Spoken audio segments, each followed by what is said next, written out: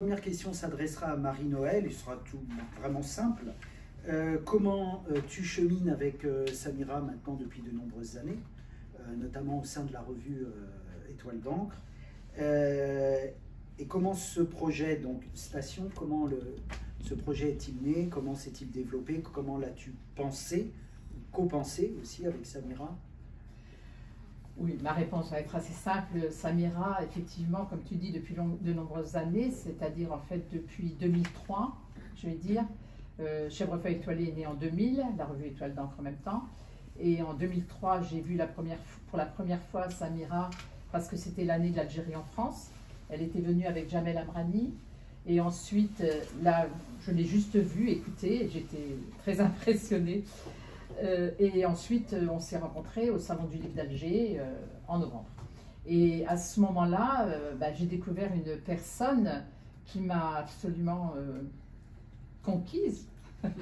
Au niveau, je ne connaissais pas encore toute sa poésie. Elle m'a offert son premier livre au Salon du Livre d'Alger. Et ça a été une rencontre humaine d'abord, plus que littéraire, vraiment humaine. Moi, j'habitais en Algérie aussi à cette époque-là, donc il y avait pas du tout Alger, hélas, mais il y avait quand même du coup une proximité.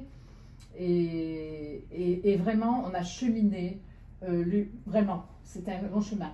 La première fois qu'elle a publié, en fait, c'était pas dans la revue Étoile d'encre, c'était dans Mon Père, un livre collectif par Leïla Sobar, dirigé par Leïla Sobar. Et Leïla a demandé à Samira de parler de son père. Ce que Samira ne voulait pas du tout au départ, mais Leïla Sobar sait tout à fait convaincre les gens. Et donc là, il y a eu vraiment déjà au téléphone et ensemble, il y a eu déjà un travail sur ce texte qui n'était pas du tout évident pour Samira. Il y a eu un aller-retour de la photographie du père. Elle en parle dans le livre d'ailleurs. Ensuite, à chaque fois que le sujet, le thème de la revue Étoile d'encre me paraissait vraiment pouvoir lui parler, je lui ai demandé si elle voulait écrire dedans. Et le jour où Samira m'a dit, écoute, j'ai envie de faire de collecter dans un seul livre tous les textes, ou presque tous les textes, parce qu'ils n'y sont pas tous, que j'ai écrits depuis 22 ans, qui sont de par le monde, et dans plusieurs langues, et chez plusieurs éditeurs, ou pas du tout édités, puisqu'elle les a lus à des conférences où elle était invitée. Ça m'a semblé une évidence.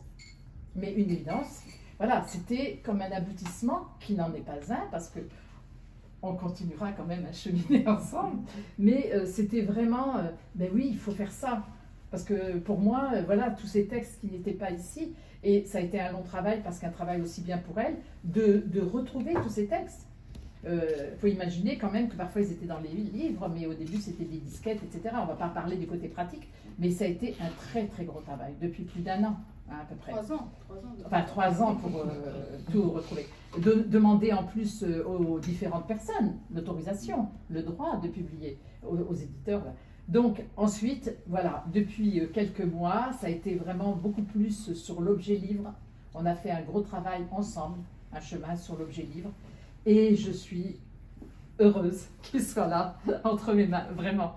Parce que c'est bien la première fois que les éditions publient une somme pareille, aussi bien au niveau de la grosseur du livre et de tout ce qu'il y a dedans, surtout.